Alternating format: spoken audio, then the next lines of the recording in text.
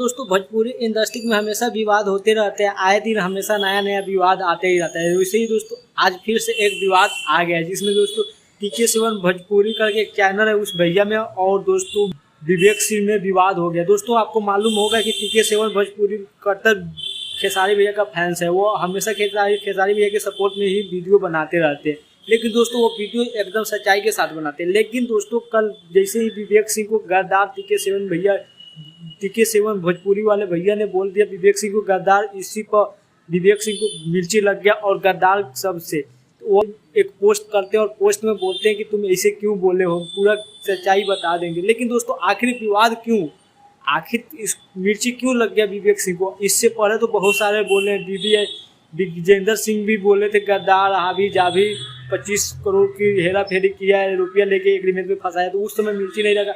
आखिर TK7 भोजपुरी वाले भैया का ही वीडियो पर मिर्ची क्यों लगा? क्या है सच, पूरा जानने के लिए वीडियो के अंत तक बने रहेगा। दोस्तों आए दिन हम आपको बता दें कि आज से 2 दिन पहले पवन भैया का गाना आया था, जिस गाना का इवेंट लखनऊ में रखा गया था। उस इवेंट में देखा गया विवेक सिंह को, और विवेक सिंह को देखने के बाद खेसारी भैया के जितने भी फैन हैं और यूट्यूबर, उनको गुस्सा आया कि पूर्व भूत मैनेजर थे खेसारी भैया को, खेसारी भैया के सपोर्ट में रहते थे, आखिर वो पवन सिंह के इवेंट में क्या करने गए हैं? आखिर उनको खेसारी भैया ने हटा दिया, फिर भी क्या करने गए हैं? भैया को, खेसारी भैया को वो तो मानते हैं छोटा भाई, फिर भी वो क्यों ऐसा किए हैं? लेकिन दोस्तों उसी के ऊपर कल TK7 भोजपुरी करके चैनल वाले भैया ने भी वीडियो बना दिए और उसमें वो गद्दार बोल दिया और एग्रीमेंट में फंसाने की भी बात बोल दी।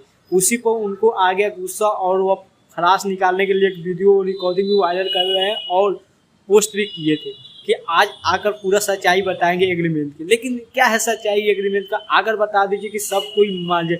आखिर TK7 वाले भोजपुरी वाले भैया पर ही आपको खलास क्यों निकल रहा है?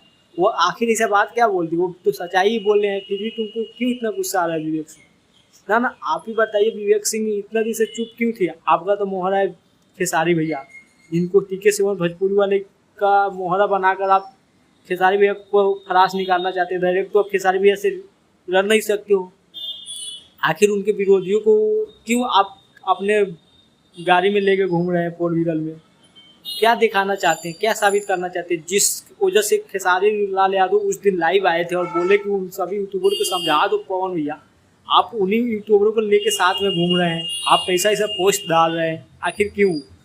TK7 भोजपुरी वाले भैया आपको क्या किए हैं? वो यही ना है कि छोटे मोटे और सच्चाई के लिए वो लड़ते हैं, खेसारी भैया के कट्टर फैन हैं। दुनिया बदलिए लेकिन वो खेसारी भैया से नहीं बदलेंगे, इसी वजह से तुम उनको तगला खलास निकाल रहे हो। लेकिन उनके सपोर्ट में बहुत ही, आप अपना ही पोस्ट किए हुए कमेंट में जाकर देखें किस प्रकार से सपोर्ट कर रहे हैं TK7 भोजपुरी वाले भैया का।